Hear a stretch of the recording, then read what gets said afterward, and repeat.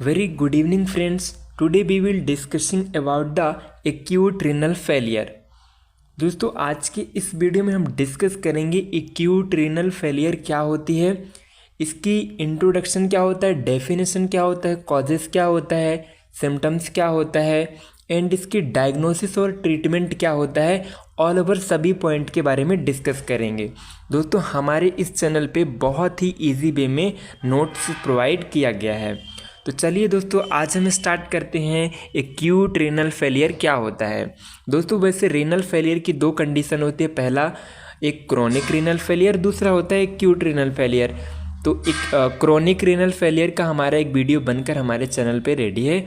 Then हम आज discuss करने वाले हैं एक्यूट रीनल फेलियर के बारे में डिस्कस करेंगे। दोस्तों ये बहुत ही इंटरेस्टेड टॉपिक है, क्योंकि यदि किसी की सडनली किडनी फंक्शन करना बंद कर देती है तो उस पेशेंट की जान बहुत ही बचने की जो है तो बहुत कम परसेंटेज रहते हैं। इसलिए चलिए जानते हैं, नॉलेजफुल वीडियो को देखते हैं। Acute renal failure is the sudden and complete loss of ability the kidney to remove waste and concentrate urine without losing electrolyte। दोस्तों मीन्स कि जो किडनी का फंक्शन है जो सडनली कम्प्लीटली लॉस हो जाता है और किडनी जो है तो ब्लड से बेस्ट प्रोडक्ट रिमूव नहीं कर पाती। दोस्तों जैसा कि आप लोगों को पता है कि जो किडनी का फंक्शन होता है कि वो ब्लड का फिल्ट्रेशन करते हैं, मीन्स कि ब्लड में जितने भी मेटाबॉलिक सब्सटेंस होते हैं, टॉक्सिक सब्सटेंस होते हैं, उनको रिमूव करने का काम करती है। तो जब हमारी किडनी फंक्शन करना लॉस हो जाता है तो जो सोडियम हो गया, क्रेटिनिन हो गया, यूरिया हो गया, ये सारे बेस्ट प्रोडक्ट हैं, ये हमारे ब्लड में बहुत ज़्यादा टॉक्सिक सब्सटेंस के रूप में काम करते हैं। तो जब किडनी का फंक्शन लॉस हो जाता है तो ये प्रॉपर तरीके से बेस्ट प्रोडक्ट को ब्लड से बाहर नहीं निकाल पाती।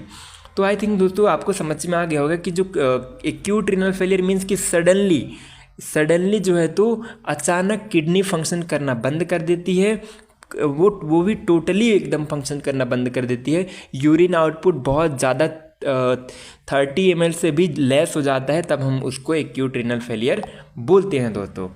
देन इसके बाद नेक्स्ट पॉइंट में देखिए क्या लिखा है कि it occur when the kidney stop working over period hours day in some cases week. जो ये कब अकर होता है एक्यूट रीनल फेलियर?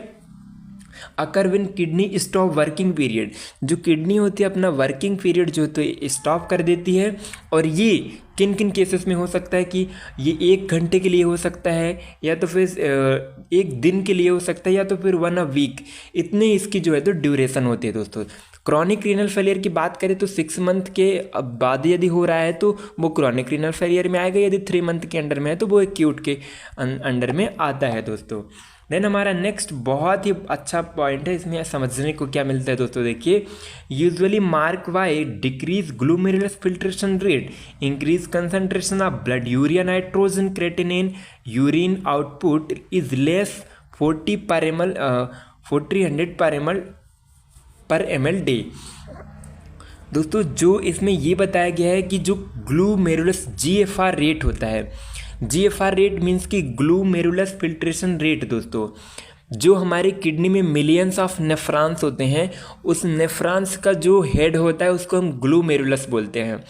तो हमारा जो ग्लूमेरुलस है वो फिल्टर करना, फंक्शन करना बंद कर देता है। और जब ग्लूमेरुलस फिल्टर करना बंद कर देता है दोस्तों, तो जो हमारे ब्लड में जैसे कि यूरिया, नाइट्रोजन, क्रेटिनिन, ये सारे इनकी जो मेटाबॉलिक प्रोडक्ट हैं, ये हमारे ब्लड पे बहुत ज़्यादा बढ़ जाते हैं और इन्हीं की वजह से मेनी टाइप्स ऑफ सिम्टम्स हमारे बॉडी में देखने को मिलते हैं। यूरिन आउटपुट लेस देन 400 पर ml डे, जो तो जब एक्यूट रीनल फेलियर की केसेस होते हैं तो 400 पर ml डे जो है तो रिमूव होता है। वैसे दोस्तों यदि नॉर्मल देखा जाए यूरिन आउटपुट तो 1500 to 2000 ml पर डे होता है। 1500 to 2000 पर ml मतलब पर डे होना चाहिए, बट यहाँ पे कितना कम हो रहा है दोस्तों, 400 पर ml 400 पर ml पर डे, मतलब एक दिन में 400 ml जो है तो रिमूव हो रहा है। ये बहुत ही कम है दोस्तों। नॉर्मली वैसे 1500 से 2000 ml एक दिन में रिमूव होना चाहिए। तो दोस्तों देन इसके बाद हम बात करेंगे इसकी इटियोलॉजी। हमने इसका ये पढ़ लिया दोस्तों कि ये क्या होती है, कब कैसे होता है। अब इसकी इटियोलॉजी कारण क्या है ये जानना बहुत इंपॉर्टेंट होता है। तो चलिए इटियोलॉजी डिस्कस करते हैं। दोस्तों इटियोलॉजी में ये इटियोलॉजी का मीन्स ये होता है कि जब हम उस पर ये डिस्कस करते हैं कि वो किस वजह से या किस कारण से हुआ करता है। तो चलिए देख लेते हैं।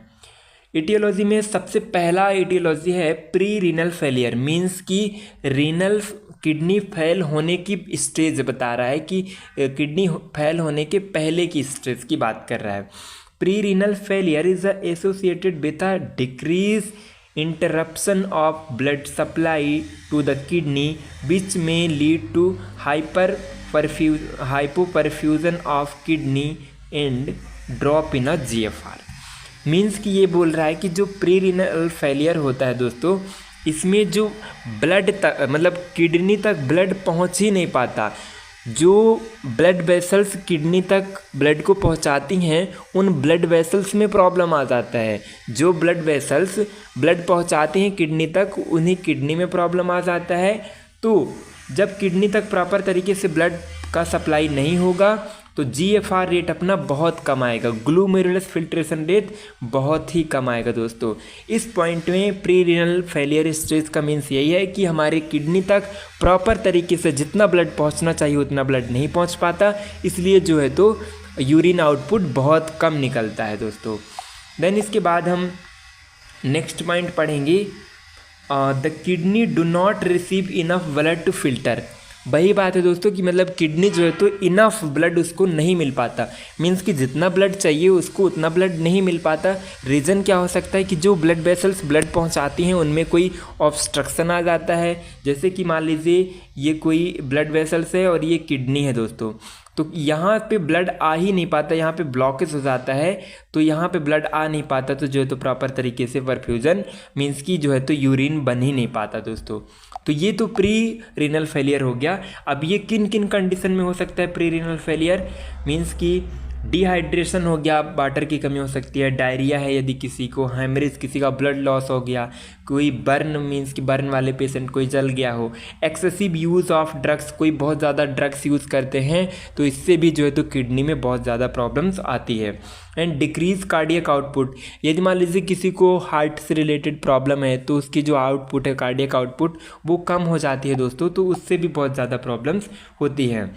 यदि MI है, किसी को मायोकार्डियल इन्फ्रेक्शन है, मायोकार्डियल इन्फ्रेक्शन मीन्स कि जब हमारी मायोकार्डियम मसल्स प्रॉपर फंक्शन नहीं करती तो वो उस कंडीशन पे जो है तो हार्ट अटैक आने के चांसेस हो जाते हैं। तो इस कंडीशन पे भी ये जो एक्यूट रीनल फेलियर हो सकती है, मीन्स कि जब हमारा हार्ट पंप ही नहीं करेगा तो किडनी तक ब्लड नहीं पहुंच पाएगा दोस्तों। Many type of heart disease, यदि किसी भी प्रकार की हार्ट डिजीज़ है तो ये प्री रीनल फेज की कंडीशन आ सकती है दोस्तों।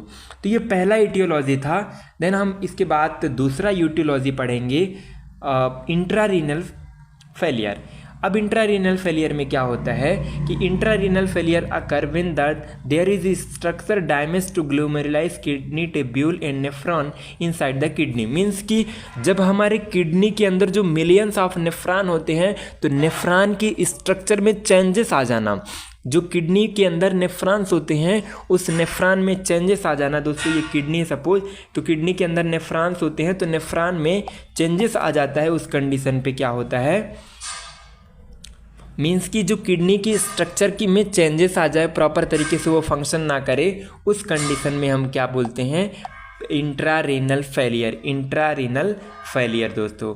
देन इसके बाद हम इसमें देखते हैं कि क्या क्या कंडीशन हो सकती हैं। प्रोलॉन्जेड रीनल इस्चीमिया, मीन्स कि बहुत टाइम तक यदि ब्लड जो है तो रीनल में जो है तो ब्लड नहीं पहुंच पा रहा है, मतलब कि बहुत टाइम से, मतलब कुछ टाइम से क्या हो रहा है कि हमारे किडनी तक प्रॉपर ब्लड पहुंच नहीं पा रहा है दोस्तों। जब हमारे सेल्स और टिश्यू या किसी ऑर्गन तक ब्लड की डिफिशिएंसी होती है, किसी ऑर्गन या सेल या टिश्यू में ब्लड की डिफिशिएंसी होती है, उसको हम इस्चीमिया बोलते हैं दोस्तों। देन दूसरा पॉइंट है ब्लड क्लॉट और cholesterol deposit in veins and artery in around the kidney. Means कि किडनी के आसपास जितनी भी वेन्स हैं, आर्टरीज हैं, यदि वहाँ पे ब्लड का थक्का बन गया है, सपोज दोस्तों ये किडनी है और ये वेन्स है, तो यहाँ पे यदि थक्का बन गया है दोस्तों, तो यहाँ का ब्लड यहाँ सप्लाई नहीं हो पाएगा, तो यूरिन आउटपुट बहुत ज़्यादा डिक्रीज़ हो जाएगा। तो इसमें दूसरे पॉइंट में यही बता रहा है। देन तीसरा पॉइंट है रीनल इन्फेक्शन, यदि किडनी में कोई प्रकार का इन्फेक्शन हो, नेफ्राइटिस हो गया है, मेनी टाइप्स ऑफ इन्फेक्शन हो सकता है, यूटीआई हो सकता है। एंड नेफ्रोटॉक्सिक जो एजेंट होते हैं उनसे भी, जैसे कि नेफ्रोटॉक्सिक एजेंट क्या हो सकते, जैसे मेनी टाइप्स ऑफ ड्रग्स होते हैं, हम ड्रग्स यूज करते हैं तो वो हमारे बॉडी को हार्म पहुंचाते हैं दोस्तों। नेक्स्ट है हमारा पोस्ट रीनल फेलियर। चलिए देखते हैं पोस्ट रीनल फेलियर क्या होता है। Post renal failure is associated with an obstruction that block flow of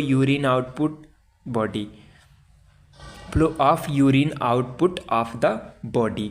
mean कि पोस्ट जो रीनल फेलियर होता है इसमें प्रॉपर तरीके से ब्लॉक हो जाता है, जो मतलब कि प्रॉपर तरीके से जो हमारी किडनी है वो ब्लॉक हो जाती हैं और यूरिन आउटपुट बहुत ज़्यादा लेस हो जाता है।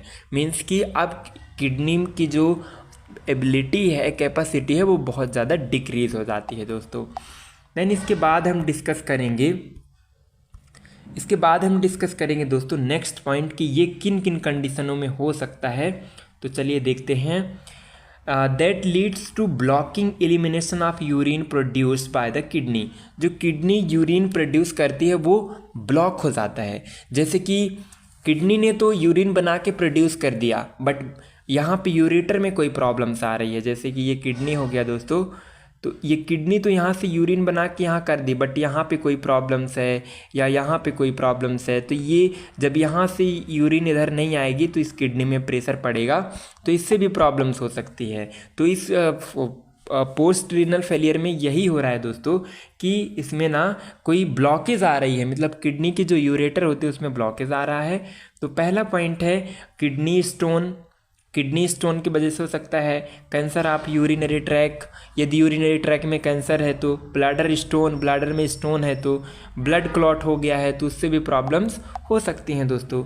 अब इसके बाद हम रिस्क फैक्टर के बारे में डिस्कस करेंगे दोस्तों। रिस्क क्या क्या हो सकते हैं हम। तो रिस्क फैक्टर में बीइंग हॉस्पिटलाइज, यदि पेशेंट हॉस्पिटलाइज रहता है उस कंडीशन में तो पेशेंट को कोई सेकेंडरी इन्फेक्शन हो सकता है। सेकेंडरी इन्फेक्शन मान लीजिए उसको बोलते हैं दोस्तों, यदि किसी पेशेंट के अंदर कोई एक इन्फेक्शन चल रहा है, तो यदि एक इन्फेक्शन से तो वो सफ़र कर ही रहा है, बट हॉस्पिटल की वजह से कोई और इन्फेक्शन उसको हो जाता है तो उसको हम बोलते हैं सेकेंडरी इन्फेक्शन बोलते हैं। और रिस्क जो है तो दूसरा पॉइंट है वो एडवांस एज के वजह से भी एक्यूट रीनल फेलियर हो सकता है दोस्तों। देन तीसरा है blockage in the blood vessels in arm legs, जो हमारी पेरिफेरल की जो वेन्स होती हैं यदि उनमें कोई प्रॉब्लम्स हो रही हैं, उनमें ब्लॉकेज हो रहा है, उसकी वजह से भी जो है तो एक्यूट रीनल फेलियर हो सकता है। किसी को डायबिटीज़ मेलाइटस है दोस्तों, तो डायबिटीज़ मेलाइटस से आप लोग सोचेंगे कैसे एक्यूट रीनल फेलियर हो सकता है। तो जिन पेशेंट की डायबिटीज़ मेलाइटस जिनको रहता है तो उनकी ब्लड प्रेशर जो है तो हाई रहता है, बीपी हाई रहती है, और जो हाई ब्लड प्रेशर हमारी किडनी को प्रेशर पुट करती हैं, इससे हमारी किडनी में प्रॉब्लम होती है दोस्तों। देन हाइपरटेंशन जिनको रहेगी तो उससे भी हमारी ब्लड वेसल्स रप्चर होती हैं और किडनी पे प्रेशर पड़ता है, उससे भी प्रॉब्लम हो सकती हैं। हार्ट फेलियर, यदि हार्ट फेल हो जाएगा दोस्तों तो आउटपुट जो है तो घट जाएगा, मीन्स कि ब्लड पंप नहीं करेगा और हमारी किडनी तक पहुँच नहीं पाएगा, और किडनी तक नहीं पहुँचेगा तो फिल्ट्रेशन जो है तो डिक्रीज हो जाएगा। Then kidney disease, any type of kidney disease है, मीन्स कि नेफ्राइटिस हो गया या तो फिर स्टोन वगैरह है, इस कंडीशन पे भी रिस्क हो सकता है। लीवर डिजीज़ दोस्तों, जो लीवर होता है हमारी, ये हार्मोन्स प्रोड्यूस करता है जिससे जो है तो ब्लड जो है तो प्रॉपर सप्लाई हो, बट जब लीवर डैमेज हो जाता है तो ब्लड सप्लाई नहीं होता, तो उस कारण से भी हमारी किडनी को प्रॉपर तरीके से ब्लड नहीं मिलता और वो फिल्टर नहीं कर पाती दोस्तों। देन इसके बाद हम डिस्कस करेंगे दोस्तों पैथोफिजियोलॉजी के बारे में। दोस्तों फिजियोलॉजी के बारे में कि ये जो एक्यूट रीनल फेलियर है वो कैसे कॉज होता है, मतलब how to cause renal failure. तो चलिए देखते हैं। एक्यूट रीनल फेलियर में सबसे पहले क्या होता है, ड्यू टू इटियोलॉजिकल फैक्टर। दोस्तों जब जितने भी अभी हमने इटियोलॉजी वाले रिस्क फैक्टर या इटियोलॉजिकल फैक्टर पढ़े, तो उन इटियोलॉजी फैक्टर की वजह से क्या कॉज होता है, इंक्रीज इंट्राग्लोमेरुलस प्रेशर। जो हमारी किडनी में नेफ्रॉन होते हैं और नेफ्रॉन के जो ग्लोमेरुलस पार्ट होता है उसमें जो है तो प्रेशर पड़ता है। क्या हुआ, पहले प्रेशर पड़ा दोस्तों। अब प्रेशर पड़ने के बाद क्या हुआ कि failure of renal circulation and glomerulus dysfunction, means कि जब अब हमारे जो रीनल में जो है तो ब्लड का सर्कुलेशन वो फेल हो जाएगा, मीन्स प्रॉपर तरीके से ब्लड की सप्लाई नहीं होगी, और जो ग्लोमेरुलस होते हैं वो डिसफंक्शन हो जाते हैं, मीन्स कि जो ग्लोमेरुलस होते हैं नेफ्रॉन होते हैं वो अपना फंक्शन करना स्टॉप कर देते हैं। देन क्या होता है, damage tubule can not eliminate metabolic waste. जो हमारे नेफ्रॉन की टिब्यूल्स होती हैं वो डैमेज हो जाती हैं और जो एलिमेंट्स हैं उनको रिमूव नहीं करते ब्लड से। एलिमेंट्स दोस्तों जैसे सोडियम हो गया, क्रेटिनिन हो गया, पोटेशियम हो गया, ये सारे एलिमेंट्स हैं। ये एलिमेंट्स यदि हमारे ब्लड में इंक्रीज हो जाते हैं तो हमें कोई बहुत बड़ी प्रॉब्लम हो सकती है। तो क्या होता है कि ये डैमेज हो गए हैं, जो रेनल टिब्यूल्स होते हैं या नेफ्रॉन होते हैं वो डैमेज हो जाते हैं, और जब वो डैमेज हो जाते हैं तो सोडियम वगैरह रिमूव नहीं कर पाते दोस्तों, तो ये रिमूव नहीं कर पा रहे हैं। फिर क्या होता है कि sodium and fluid retention which lead to oedema. यदि सोडियम और फ्लूइड का रिटेंशन हो जाएगा, मीन्स कि हमारी बॉडी में यदि फ्लूइड भर जाएगा या तो फिर सोडियम का लेवल बढ़ जाएगा तो हमारी बॉडी में एडिमा स्वेलिंग देखने को मिलेगी, हमारी बॉडी सूज जाएगी। दोस्तों आप लोगों को पहचानने की एक वे बता रहे हैं कि जो किडनी वाले पेशेंट होते हैं उनके जो हैंड और लेग्स जो है तो स्वेल्ड हो जाते हैं, उनकी स्वेलिंग आ जाती है। Sudden and complete loss of kidney function, then फिर सूजन आएगा पूरे बॉडी पे और क्या होगा कि अचानक जो है तो किडनी फंक्शन जो है तो कंप्लीटली लॉस हो जाएगा। देन क्या होता है कि reduce blood flow to the kidney due to renal vasoconstriction decrease GFR. दोस्तों होता क्या है कि जो रिड्यूस ब्लड फ्लो, जो किडनी तक ब्लड का सप्लाई है वो रिड्यूस हो जाएगा, मीन्स कि जो ब्लड वेसल्स है वो कॉन्स्ट्रिक्ट सिकुड़ जाएंगी, और डिक्रीज जीएफआर रेट, जो ग्लोमेरुलस फिल्ट्रेशन रेट है वो बहुत ज़्यादा डिक्रीज हो जाएगा। क्योंकि दोस्तों यदि किडनी को ब्लड नहीं मिलेगा तो फिल्ट्रेशन जो है तो प्रॉपर तरीके से नहीं होगा। देन इसके बाद क्या कॉज होगा, ओलिगोयूरिया। ओलिगोयूरिया का मीन्स कि जो जब यूरिन जो है तो 30 ml से कम होता है तो उसको हम ओलिगोयूरिया बोलते हैं दोस्तों। देन इसके बाद नेक्स्ट पॉइंट में क्या हो रहा है कि increase serum creatinine blood urea nitrogen. इसका मीन्स होता है दोस्तों blood urea nitrogen and retention of other metabolic waste. अब जब यूरिन का जो प्रोडक्शन नहीं होगा दोस्तों तो हमारी जो ब्लड है या फिर किडनी है, यहाँ पे ब्लड में क्या क्या इंक्रीज़ होगा, क्रेटिनिन जो प्रोटीन होता है वो इंक्रीज़ हो जाएगा, ब्लड यूरिया नाइट्रोजन इंक्रीज़ होगा, जो रिटेंशन अदर जितने भी मेटाबॉलिक वेस्ट होंगे ये सारे हमारे ब्लड में रिटेंशन मीन्स की एक्यूमुलेट हो जाएंगे। देन लीड क्या करेगा, increase circulation overload and sodium retention. हमारी जो बॉडी में जो है तो बहुत ज़्यादा सोडियम का लेवल हो जाएगा और सर्कुलेशन में बहुत ज़्यादा ओवर प्रेशर पड़ेगा, और देन क्या कॉज होगा, एक्यूट रीनल फेलियर कॉज हो जाएगा दोस्तों। तो दोस्तों ये रहा एक रीनल फेलियर का पैथोफिजियोलॉजी। एक ये वाला पॉइंट है दोस्तों, आप स्क्रीनशॉट लेना चाहते हो तो ले सकते हैं। पहला ये हो गया दोस्तों। देन इसके बाद का जो नेक्स्ट पेज है वो दोस्तों हम इसको जूम कर दे रहे हैं, इससे आपको पता चल जाएगा, और ये दूसरा पेज है दोस्तों, तो आप इसका स्क्रीनशॉट ले सकते हैं। देन इसके बाद हम क्लिनिकल मैनिफेस्टेशन पे चलते हैं कि क्या क्या चेंजेस देखने को मिल सकता है दोस्तों। तो क्लिनिकल मैनिफेस्टेशन में सबसे पहले ओलिगो मीन्स की यूरिन की डिफिशिएंसी होगी, यूरिन का आउटपुट बहुत ज़्यादा डिक्रीज हो जाएगा। जब 30 ml से लेस यूरिन प्रोडक्शन होता है उसको हम ओलिगोयूरिया बोलते हैं।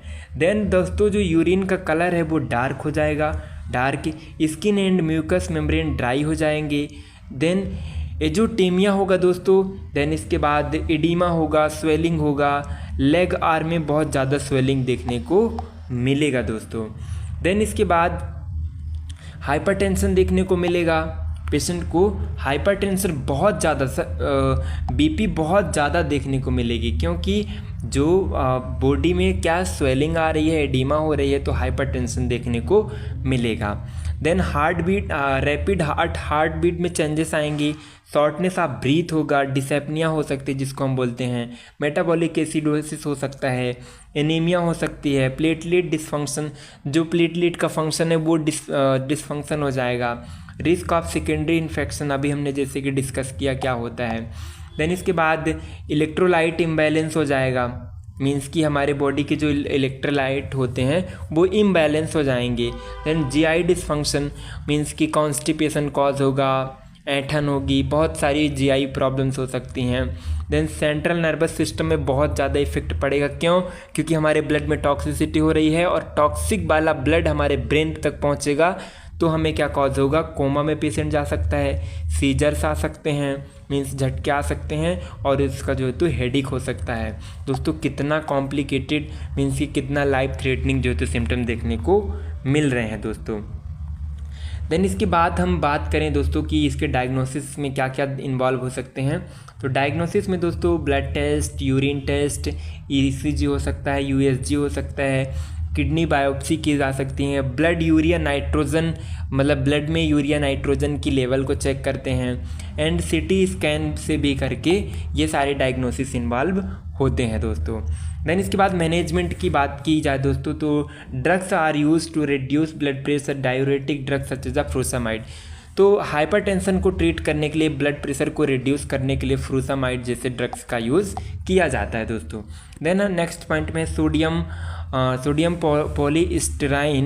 Polystyrene sulfonate to reduce evaluate potassium level. हमारे बॉडी में पोटेशियम का लेवल बहुत ज़्यादा इंक्रीज हो जाता है, तो उसको मेंटेन करने के लिए पॉलीस्टराइन जो सल्फोनेट जो है तो ड्रग्स जो है तो एडमिनिस्टर की जाती हैं। बारे में डिस्कस करते हैं। कैल्शियम और glucose insulin will give through a vein to help avoid dangerous increase in a blood potassium level.